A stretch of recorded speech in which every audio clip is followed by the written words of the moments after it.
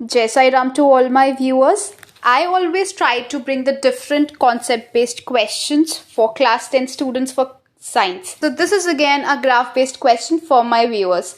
The graph below shows the variation of rate of photosynthesis. So you all are aware about photosynthesis with the light intensity for different levels of carbon dioxide. So as you could notice, y axis हमें rate of photosynthesis बता रही है कि कितना photosynthesis हो रहा है और x एक्सिस हमें बता रहा है कि कितनी सनलाइट अवेलेबल है प्लांट को. अब ये दो सिचुएशंस हैं. The first slope is showing जब 1% कार्बन डाइऑक्साइड की कंसंट्रेशन है और सेकेंड स्लोप बता रहा है जब 0.04% कार्बन डाइऑक्साइड की कंसंट्रेशन है. तो ये तो हम क्लियरली इंडिकेट कर सकते हैं और हमें पता भी है जितना ऊपर स्लोप होता है उतनी ज़्यादा कंसंट्रेशन होती है किसी भी चीज़ की. तो फोटोसिंथेसिस अपवर्ड स्लोप में इस केस में ज़्यादा जल्दी हो रहा है. ये तो हम ग्राफ देखकर बता सकते हैं. अब इतना ग्राफ समझने के बाद हम ऑप्शंस पर चलते हैं. तो कह रहे हैं after analysing the graph a student rights a following statement. Student ने इन सब स्टेटमेंट्स को नोट डाउन किया. अब क्या कह रही है स्टेटमेंट हमें देखने की ज़रूरत है. फर्स्ट स्टेटमेंट में लिखा है कि जो रेट ऑफ फोटोसिंथेसिस है वो इंक्रीज हो रहा है लाइट की इंटेंसिटी के साथ. हाँ जी, बात तो ठीक है, बट लीनियरली इंक्रीज हो रहा है.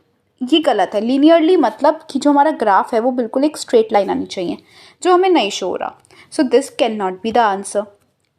अब सेकेंड पॉइंट बोल रहा है कि the rate of the photosynthesis first increases linearly with the increase in light intensity and then becomes constant. तो ये बात तो ठीक है. जो हम ग्राफ को नोटिस कर रहे हैं उसमें वो कह रहा है कि पहले तो लीनियरली इंक्रीज हो रहा है. हमें पता है लीनियरली में स्ट्रेट लाइन जाती है. फिर वो ग्राफ कांस्टेंट हो रहा है. ये बात भी बिल्कुल ठीक आ रही है. तो हम बी ऑप्शन को एक पॉइंट कंसिडर कर लेते हैं. अब थर्ड पर जाते हैं.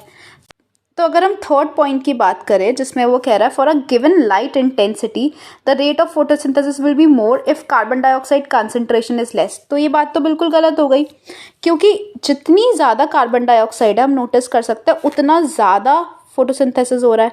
तो ये पॉइंट भी रॉन्ग था. फर्स्ट पॉइंट भी रॉन्ग है. सेकंड पॉइंट हमने एक बार के लिए थोड़ा सही लगा था.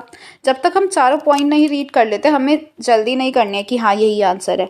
फोर्थ पॉइंट पे कह रहे हैं for a given light intensity the rate of photosynthesis does not depend upon concentration. भैया वो उसे कार्बन डाइऑक्साइड से फ़र्क ही नहीं पड़ता. तो ये बात तो गलत है. कार्बन डाइऑक्साइड से फ़र्क पड़ता है किसको? फोटोसिंथेसिस को.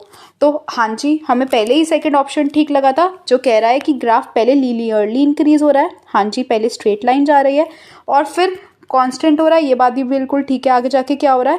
कांस्टेंट. तो सेकंड ही हमारा करेक्ट ऑप्शन है. अगर आपको ये क्वेश्चन नया लगा हो और समझ में आया हो तो प्लीज़ लाइक करें और सब्सक्राइब करें द नर्चरर्स को. हमारी एक स्पेशल प्लेलिस्ट है जिसका नेम है most expected questions of class 10th. आप प्लीज़ उस प्लेलिस्ट को टाइमली 1 वीक में चेक करें या फिर जब भी आपको टाइम मिलता है आप प्लीज़ नोटिफिकेशन ऑन करें. हम डेली ट्राई कर रहे हैं कि कोई ऐसा क्वेश्चन अपलोड करे साइंस से रिलेटेड जो आपने ना पढ़ा हो और जिसको आपको पढ़कर कुछ नया सीखने को मिले. तो प्लीज़ कोई भी क्वेश्चन मिस नहीं करें अगर आप अच्छे मार्क्स स्कोर करना चाहते हैं. Thank you everyone for giving your precious time.